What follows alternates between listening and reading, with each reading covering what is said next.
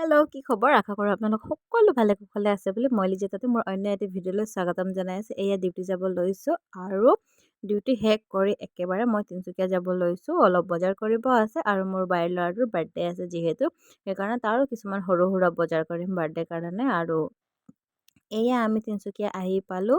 তিনিচুকীয়া আহি পাই গাড়ীটো ছাইডত থৈ মেলি মানে খোজকাঢ়ি গৈ আছোঁ আৰু অলপ দূৰ। তাৰপাছত এয়া দিল্লী বজাৰ আহি পাই গ'লোঁ। তেনেকৈ প্ৰথমে মোৰ বজাৰখিনি কৰি ল'ম, মানে মোৰ যি সৰু সুৰা বস্তু ল'ব আছে মই সেইখিনি লৈ ল'ম ভাবিছোঁ, কিয়নো পাহৰি যাওঁ। কিন্তু দেখিছে তাক গোটেই দিন ডিউটি কৰি মই ভাগৰি আছোঁ, কিন্তু ভাগৰ তাকহে বেছি লাগিছে।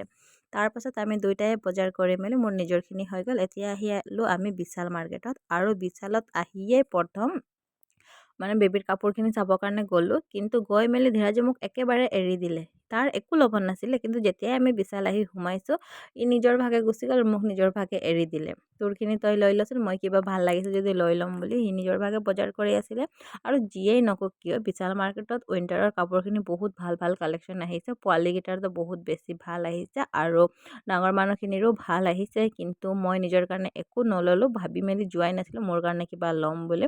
মই মোৰ বাইৰ ল'ৰাটোৰ কাৰণেই ল'লোঁ আৰু ধীৰাজ নিজৰ কাৰণে ল'লে। আৰু এয়া অকণমান নিজকে চাই লৈছোঁ কেনেকৈ লাগিছে কেনেকৈ নাই বুলি।